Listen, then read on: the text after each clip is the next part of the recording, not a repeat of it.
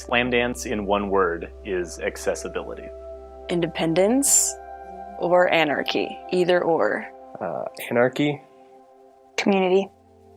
For me, plain and simple, it's an experience. And it's a very unusual experience. I grew up in England. I was very influenced by a magazine which focused on street culture.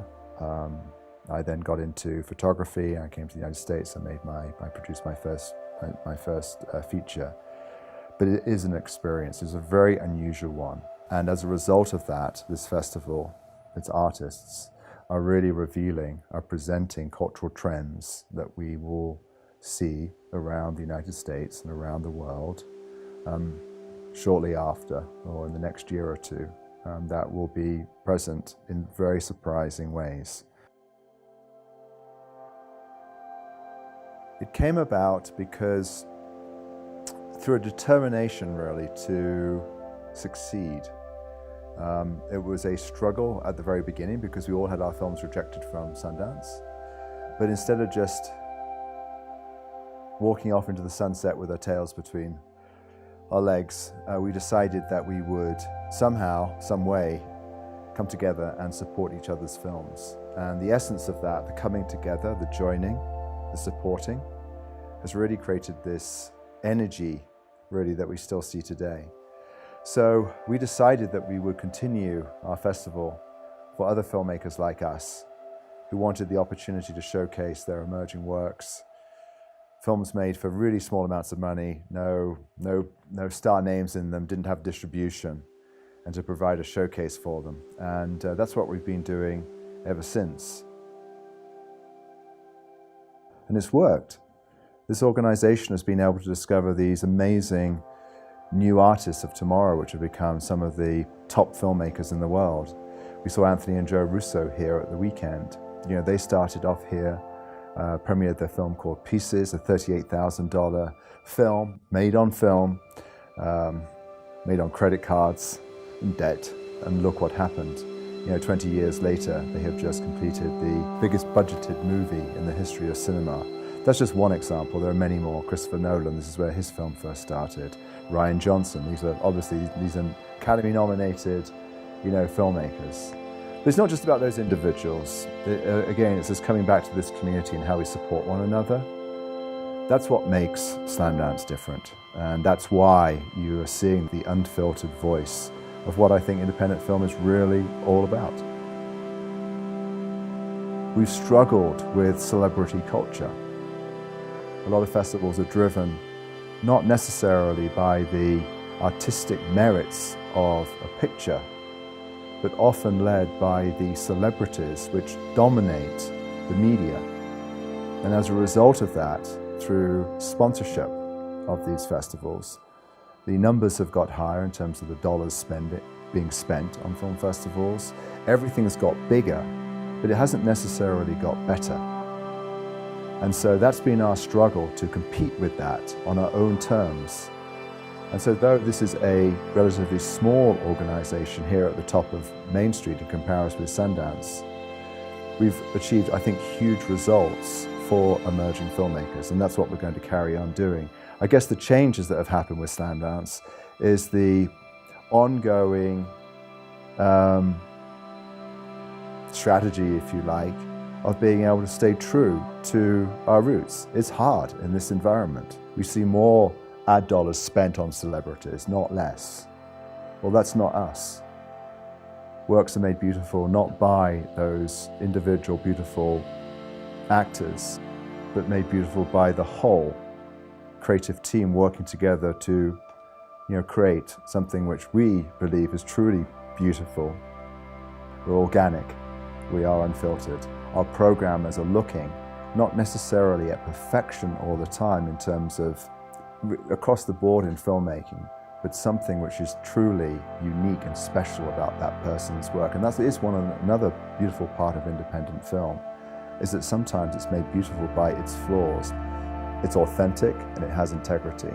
And I think that people are tiring of celebrity culture, and I trust in the next generation of youth that they will be more attracted to those types of films, those works, on whatever platform they may choose to see them.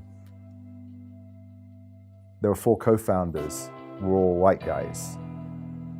If we really want to attract great new storytelling, great new artists that, are truly going to be able to do things in this world, we've got to make sure that we're not 4 white guys programming this. We've got to make sure that we are involving other voices, other ideas, our filmmakers, because that's the original spirit of Slamdance. That's why it worked. It wasn't 4 guys that really made it work. It was the whole. It was that very simple concept of coming together and gaining strength as a result of that. No one individual. And I help guide that. But I really do try and get out of the way. And that sometimes it's messy, and it should be messy. That's where great things happen. And we've organized that into, what we still see today. And it's really very exciting.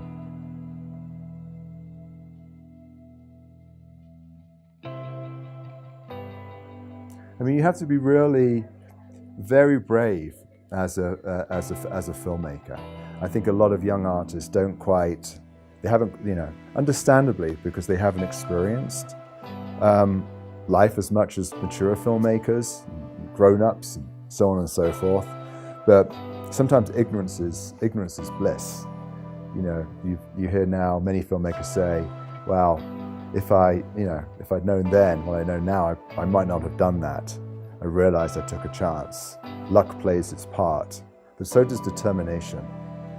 And I think that you have to have a tremendous amount of grit, resilience to make it, to be able to sustain yourself. And as we heard at the weekend with Anthony and Joe Russo, it wasn't easy for them. A lot of people think, because once again, of media intervention, false media intervention, that it was an overnight success. It really wasn't for Anthony and Joe. They struggled. I think that's another thing about partnerships and community. They're brothers, and they supported one another during that difficult time. So if there's one piece of advice that I always give emerging filmmakers, is to really value your collaborator. It may not be a lifelong partnership, but through collaboration, oftentimes while one is being beaten senseless, the other one is still standing, can do something. Another example of that is Chris Nolan and Emma Thomas. Chris Nolan would be nothing without his wife Emma Thomas, his producer.